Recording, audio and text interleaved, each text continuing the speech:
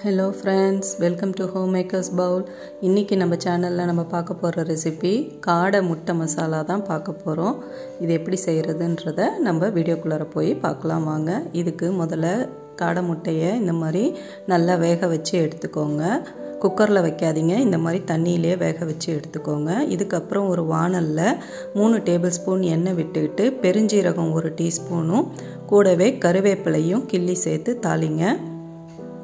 பொரியட்டும். பொரிஞ்சதுக்கு அப்புறம் நம்ம இதில் ஒரு சின்ன பச்சை மிளகா பொடியாக நறுக்கி அதை சேர்த்துக்கிறேன். கூடவே ஒரே ஒரு வெங்காயத்தை நல்லா பொடியாக நறுக்கி இதில் சேர்த்துக்கோங்க.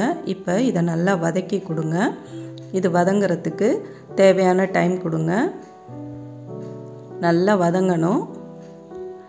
இந்த வதங்குற டைமில் நம்ம இப்போ இந்த முட்டைகளை ஓடை எடுத்துட்டு இந்த மாதிரி எடுத்து வச்சுருக்கேன் வேக வச்சு. இப்போ இதில் இந்த மாதிரி ஸ்லிட்டு போட்டுக்கோங்க, இந்த மாதிரி கீறி விடுங்க.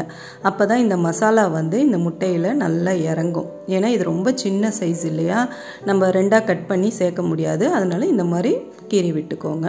இப்போ இதுக்கு வெங்காயத்துக்கு வதங்கிறதுக்காக தேவையான உப்பு சேர்த்துக்கோங்க. இப்போ இந்த மசாலாவுக்கு தேவையான உப்பாகவும் அதை நீங்கள் சேர்த்துக்கலாம். இது கூடவே 1 டீஸ்பூன் அளவுக்கு இஞ்சி பூண்டு விழுது சேர்த்துக்கோங்க. இது கூடவே ஒரு தக்காளி நறுக்கி சேர்த்துக்கோங்க. நல்லா வதக்கி விடுங்க. நல்லா வதங்கணும். வதங்கினதுக்கப்புறம் 1/2 டீஸ்பூன் மஞ்சத்தூள், கூடவே 1 டீஸ்பூன் மல்லித்தூள் சேர்த்துக்கோங்க. இது கூடவே காரத்துக்கு 1 டீஸ்பூன் அளவுக்கு தனி மிளகாய் தூள். இது காரத்துக்கு இதை சேர்த்து நல்லா வதக்கி விடுங்க. நம்ம சேனலை புதுசாக பார்க்குறவங்க மறக்காமல் லைக் பண்ணி சப்ஸ்கிரைப் பண்ணுங்கள். இதே மாதிரி ஆப்கானி எக் மசாலாவும் நான் சேனலில் அப்லோட் பண்ணியிருக்கேன். அதனுடைய லிங்க்கை கீழே டிஸ்கிரிப்ஷனில் கொடுக்குறேன், செக் பண்ணுங்கள். இப்போ இந்த முட்டைகளை இதில் நம்ம சேர்த்துடலாம். காடை முட்டைகளை சேர்த்து நல்லா கிளறி விடுங்க. இந்த மாதிரி நல்லா இது எல்லாத்தோடையும் நல்லா கோட் ஆகணும். நல்லா கிளறி விடுங்க. இப்போ இது கூடவே இதுக்கு இன்னும் கொஞ்சம் காரத்துக்கு நான் மிளகுத்தூள் சேர்த்துக்கிறேன். 1/2 டீஸ்பூன் மிளகுத்தூள் சேர்த்துக்கோங்க. இது கூடவே 1/2 டீஸ்பூன் ஜீரகத்தூளும் சேர்த்துக்கோங்க. அது கொஞ்சம் சுவை அதிகப்படுத்தி கொடுக்கும்.